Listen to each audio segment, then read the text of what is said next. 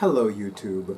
Robert Alvarez, the Psychic Witch, also known as Mr. Lighting and a Fan. Good evening to all of you in YouTube land. I hope and pray that you and yours are happy and healthy and safe and well. Right now the time is approximately 9:16 p.m. Eastern Time, and the date, pardon me, I have an itch. Upper lip is itching. Okay. And the date is Friday, April 28th, 2023. My mind is already on May and June, so checking the date is a good thing. Right now, the moon is waxing in Leo, and the sun is transiting in Taurus. All that wealth, heart chakra energy. All that wealth energy and heart chakra energy. And I'm going to have Drake do a quick close-up of my pendant.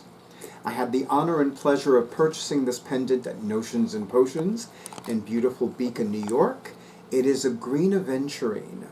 And it just so happens that with the chain that I purchased, it falls in the vicinity of my heart chakra. So I've been enjoying wearing it, and I'm noticing that I am coming more from a heart-centered place. So it's really doing what I need it to do. And in case you're wondering, I purchased this pendant at Notions and Potions. I want to say it was spring of 2021. I've actually purchased 2 aventurine pendants at Notions and Potions since then. But anyway, so I wanted to do a longer video with regards to my experience at the Rainbow Book Fair of this year, 2023. At the LGBT Center in Manhattan. Growing up, I knew it as the Gay Community Center, but of course, you know, it's the LGBT Center. But anyway, so I had a wonderful time. I thoroughly enjoyed doing an on-location video, which by now y'all have seen. I was so happy to be back. As I mentioned previously, I was unavailable to attend the one in April of 2019. So. And of course, the following year, we had the COVID-19 outbreak, the COVID-19 pandemic, and then the people that were integral, meaning founders, co-founders, organizers of the Rainbow Book Fair, felt that it was safer to bring it back this month. So it was just beautiful. I happily attended 2 panel discussions. One was the focus of the panel of the Rainbow Book Fair, Weird and Queer. And, oh, you know what? Let me have Drake do a close-up of the postcard for the Rainbow Book Fair 2023. I love it. I love it so much. It's really cool and really beautiful. And, you know... And of course, I'm going to do a quick show of the back.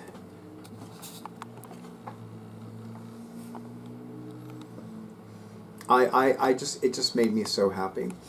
So the first panel discussion was called Weird and Queer. And the other panel discussion that Drake and I attended is called Queering Comics. And we had a I had a fantastic time. I can't speak for Drake, I can speak for me. I had a phenomenal time. The only thing that I wasn't able to attend were any of the poetry readings. It seemed like every time there was a poetry reading that I would have loved to have attended, there was a panel discussion, or I was shopping, or I was just having some one-on-one time with Drake, because it's not like we get a chance to like have a lot of one-on-one time, outdoors especially. Plus, it was also really lovely being back at the LGBT Center. I actually don't remember the last time that I was there. I want to say that I was there in late 2021 for a book reading at the Bureau. The Bureau is the Bureau of General Services Queer Division, and it is one of a small number of LGBTQIA+ bookstores in the United States. So any opportunity that I have to go there, to attend an event, to buy merchandise or books or what have you, I take full advantage of it. But anyway, speaking of merchandise and speaking of books, of course, I brought my Rainbow Book Lover tote bag, which made me super happy because this is my de facto tote bag for when I do go to the Rainbow Book Fair, or when I go to FlameCon, because FlameCon, which is coming up in a few months, is the premier LGBTQ plus IA plus Comic-Con. So, and of course the rainbow heart on the back. So yeah, this is one of my trusty book bags when it comes to, you know, the Rainbow Book Fair and FlameCon.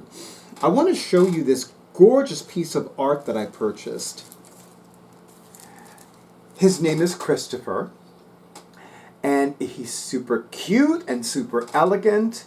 I love the crescent moon, and I will tell you who the artists are momentarily, and I will include their information in the description box for this video. And of course, given the crescent moon, it has to have a silver frame.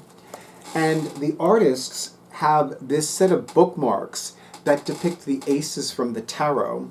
And look at this. Just look at this. I saw this and I was like, oh! And it's so funny because when it comes to the aces, I'm least drawn to the Ace of Swords. I mean, I would be more drawn to the Ace of Pentacles, of course, being a sun sign Capricorn, or the Ace of Cups, because the polar opposite of Capricorn is Cancer. But I saw this sword, I saw the pomegranate and the crescent moon. It's very high priestessy. And the name of the company is Royal Nightshade Art. I'm actually going to do a quick show of their business card. And thank you, Drake, for having this one on hand. The artists are named Voltergeist and King Rhapsody. And I will definitely include their information in the description box, specifically their website address. But yeah, I saw this and I was just so happy. And of course, you know, me and a black cat, like really. So, I want to actually show you the books that I purchased. So first, I'm actually going to do this in alphabetical order. So I purchased the first two books in the Love Trilogy by Bruce K. Beck. I'm currently reading You're Sure to Fall in Love, which is book one in the trilogy. And I'm actually going to read the synopsis. Our narrator hopes to maintain his new relationship with the talented musician Bobby James, who is handsome, charming, and 20 years his senior. But then everything seems to change when they head off together to spend the entire summer of 1976 in the sexual candy store that was Provincetown, Massachusetts. In no time at all, our narrator is greeted by a rival, the dangerous Jake Holman, one of the 5 J's, by the way. There are 5 supporting characters that all have names beginning with the letter J. Go figure. A distraction. Yes, Jake Holman is a distraction. The charming John Alegria, an obsession. The handyman Heath Woodward, and oh, I'm reading this the wrong way. In no time at all, our narrator is greeted by a rival, the dangerous Jake Holman. A distraction, the charming John Alegria. An obsession, the handyman Heath Woodford. And enough new encounters to make his head spin. Will the relationship survive? The narrator must learn to swim in uncharted waters.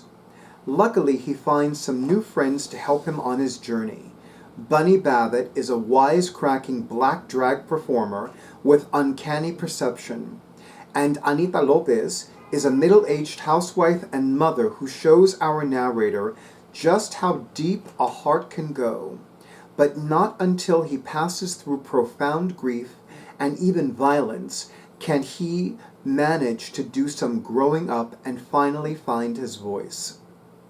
You're Sure to Fall in Love is funny, erotic, moving, outrageous, romantic, silly, irreverent, exuberant, sassy, gripping, memorable, even inspiring, like the era itself. It is the first installment in Bruce K. Beck's Love Trilogy. Watch for the following titles: Love and the Epidemic, set in New York City in the mid-1980s, which I have, by the way, to be followed by And Love Endures, set in the early 90s, the finale. Bruce K. Beck's publishing house is called Audacity Books, like the audacity. And this is the cover of Love and the Epidemic. I must admit, at first I thought it was about COVID-19, but then again, COVID-19 was a pandemic, not an epidemic. And then, C.D. Rachel's. I have the honor and pleasure of having him follow me on Instagram. And this is from the Formula Q series. Drive to Thrive is the first one, and Drive to Feel Alive is the second one. I believe this is also a trilogy. So let me read to you the synopsis. Formula Q is the fastest motorsport in the world. Only the highest performing athletes can make it to the grid. They drive fast, work hard, and play hard, but off camera, anything goes. The public knows me as Damon, the speed demon Davidoff, eligible bachelor and winner of FQ titles around the world. Fans adore me, and my team supports me. They don't need to know I'm so deep in the closet I intend to bury myself there. Then my poor health catches up to me, and my world comes crashing down. I could bounce back easily if it weren't for one little complication. My male nurse is attractive as hell. Yes, he is. I can suppress these feelings during the season break, and I have to. I'm not going to expose my secret just because I feel a fire coursing through my veins when Rocky puts his hands on me. Rocky is cute. As the weeks go by, I somehow let Rocky under my skin and into my heart. He's smart, sweet, and everything I never knew I needed. I thought I wanted a clean bill of health and to keep winning my races. Now, for the first time in my life, I want so much more. I want him. And damn if that isn't the scariest thing I've ever felt. Drive to Thrive is a male-male motorsports romance novel. It involves Christmas karaoke, New Year's Eve parties, Las Vegas swimming pool dates, and yes, lots of racing action worldwide. It is book one of a series, has a HEA, which stands for Happily Ever After. I did not know that until I started reading this book. Actually, shortly before I began reading this book. And can be read as a standalone. I want to tell you, first of all, I'm enjoying both books very, very much. I find that You're Sure to Fall in Love has a lot of detail, which I really dig, and is more of a slow burn, whereas Drive to Thrive is also a slow burn, but I'm noticing that I'm finding it easier to devour the chapters. Like, it seems like all of them have these mini cliffhangers at the end of each chapter, and it's like, just one more chapter. At 3 o'clock in the morning, just one more chapter, you know? What I'm also digging about both of them is that even though Drive to Thrive is a male-male romance, You're Sure to Fall in Love, even though it's a romance, it's a little bit more than that. It's very slow burn, it's very dramatic, it's a novel, it's not just focused on romance, because I've noticed that they go into a lot of detail about the background. You know, the place where they're staying, the people that own it, the people that perform. So I'm really digging learning about all of the characters' histories.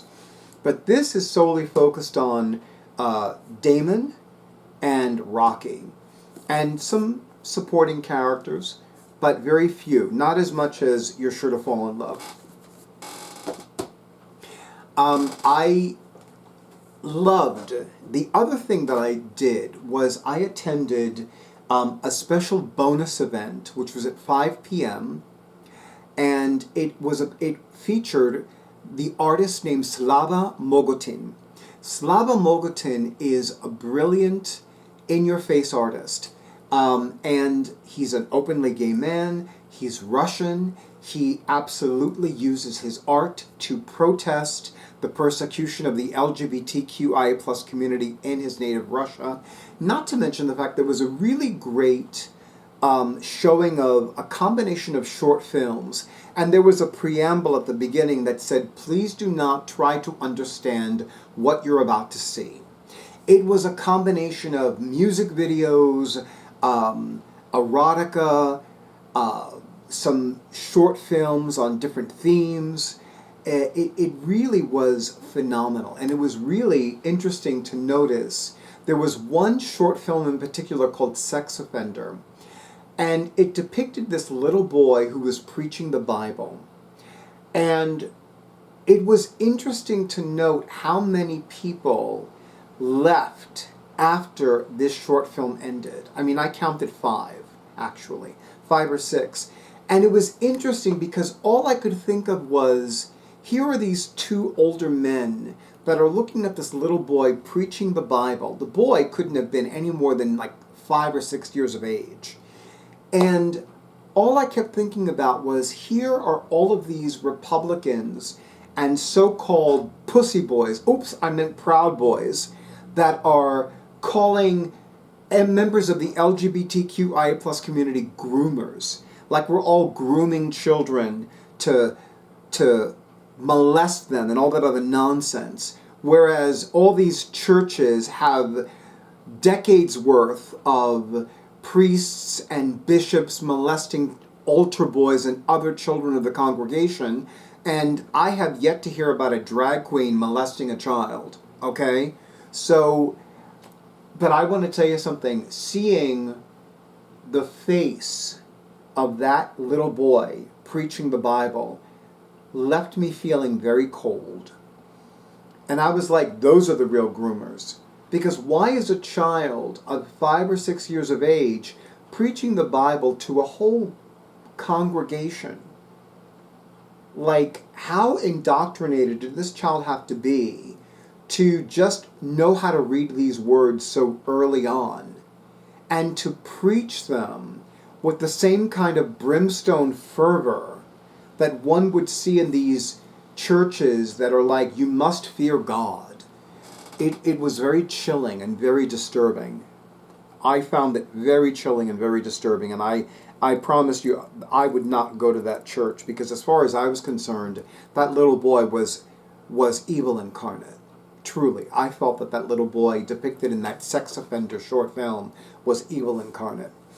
It was very disturbing, and of course, the fact that the child was blonde-haired and blue-eyed was not lost on me. I mean, talk about promoting an Aryan race. Other than that, it was an immensely beautiful day. I met so many cool people.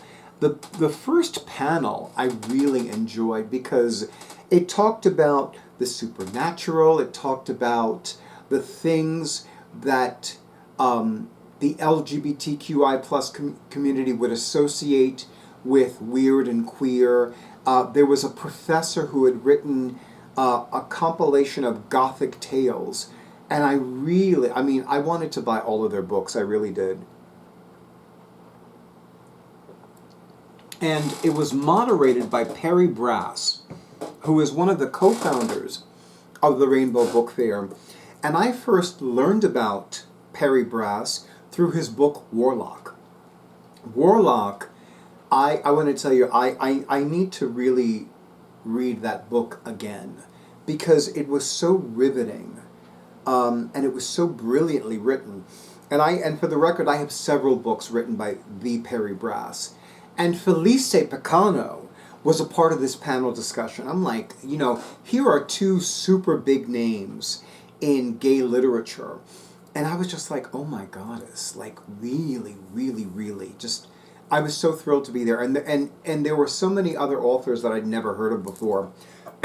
And there was one panelist who wasn't an author. He was actually somebody who works for a publishing house that that actually is set aside for representing authors who were members of the LGBTQI plus community. So it was so great to hear what he had to say about the various questions posed. I mean, I can go on and on and on about this event. I really enjoyed myself immensely. I cannot wait until April 2024 for the next Rainbow Book Fair. I look forward to buying more books when I return. I was happy to buy art when I was there. And I will definitely include the link to the on-location video in the description box, as well as to, I will include the website for the Rainbow Book Fair. But for now, I want to thank every panelist, every writer, every author, every artist, every vendor, every volunteer who was there on Saturday, April 22nd, 2023, 12 to 6 p.m. Eastern Time for co-creating a beautiful, magnificent, funny, insightful, educational, informative, enlightening, illuminating, phenomenal experience for me and for Drake and for everybody else who attended.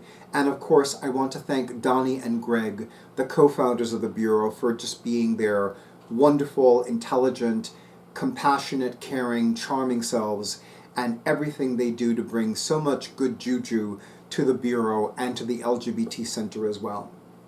And of course, to all of you in YouTube land, thank you so much for honoring who I am and what I do, and for honoring Drake, more commonly known as my awesome audiovisual person for my YouTube videos, and everything he does as well. Thank you, as always, for all the likes, all the comments, all the shares, all the subscriptions to my YouTube channel, and of course, an extra big and beautiful thank you to those of you who have scheduled your sessions. I look forward to consulting the Sacred Oracle for you, conducting an energy healing treatment for you, or offering one of the other psychic services that I offer for you as well. I wish all of you a beautiful night, an amazing, wonder-filled weekend, and stay tuned for the next video.